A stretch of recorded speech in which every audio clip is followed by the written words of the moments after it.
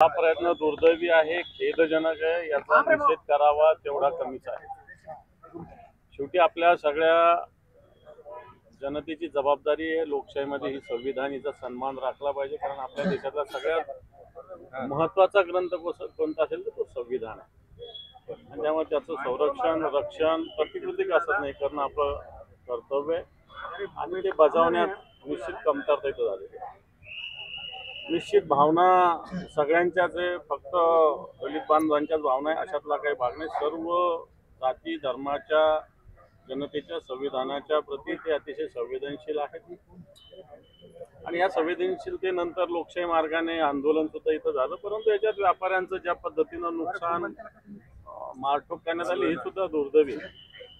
आणि याच्यात मी असं समजतो की प्रशासनाचं पूर्णपणे दुर्लक्ष आहे, प्रशासन पूर्णपणे अकार्यक्षम ठरलेलं आहे.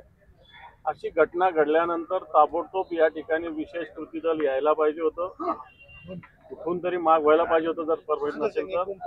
आणि नंतर जो काही मोर्चा बंद जो आहे तो शांततामय मार्गाने व्हायला पाहिजे होता. परंतु प्रशासनाच्या अकार्यक्षमतेमुळं परभणी वासियांना नाहक मोठ्या संकटाला सामोरं जावं लागलं. मी आज या सगळ्या माध्यमातून माझ्यासोबत सगळे लोकप्रतिनिधी सगळे पदाधिकारी अधिकारी आहेत.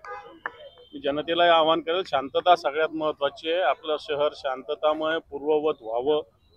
व्यापाऱ्यांच्या नुकसानासाठी सुद्धा निश्चित सरकार दरबारी आम्ही प्रयत्न करू आणि ज्या भावना दुखावलेल्या आहेत त्या भावनांचा सन्मान करत मला वाटतं शांतता हेच सगळ्या प्रश्नाला उत्तर आहे असं मला वाटतं आणि त्या पद्धतीनं जनतेनं प्रतिसाद दिला पाहिजे. या परिस्थितीला कारणीभूत एसपी आणि कलेक्टर आहेत असं व्यापाऱ्यांचं म्हणणं आहे आणि त्या व्यापाऱ्यांची अशी भूमिका आहे की त्यांची तातडीनं बदली केली जावी.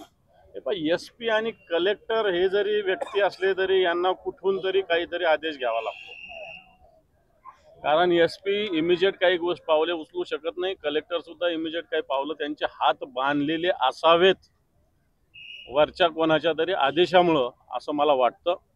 म्हणून प्रशासनाची बेपरवाही याच्यात निश्चित कारणीभूत आहे आणि प्रशासनावर कठोर कारवाई व्हावी. भाजपच्या आमदार मेघना बोर्डीकर यांनी थेट 2 खासदारांवर बोट दाखवलेला आहे की खासदार फौजिया खान आणि बंडू जाधव यांच्यामुळेच ही परिस्थिती उद्भवलेली आहे. त्यांची स्टेटमेंट वेग स्टेटमेंट कुठली माहिती न घेता स्टेटमेंट केल्यामुळं हे सगळं घडलेलं आहे. मला असं वाटतं मी अशा व्यक्तिगत राजकीय आरोपात जाणार नाही.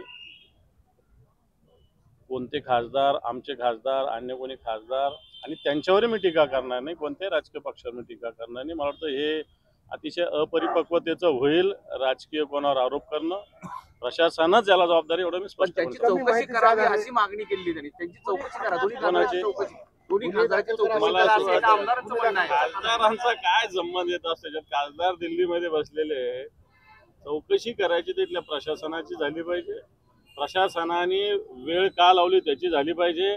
आणि मेघनाताईंना मला असं वाटतं चांगलं आठवत असेल त्यांच्या पक्षाचं या महाराष्ट्रात सरकार आहे आणि त्या सरकारचंच धोरण याला कारणीभूत आहे. केलेला विधान त्यामुळे प्रकरण चिघळलं असं मेघना बोर्डीकरांनी आरोप केलाय. मला असं वाटतं मेघना Bordikar one nation one election या आता नाही तर एवढाच विषय बाकी आहे.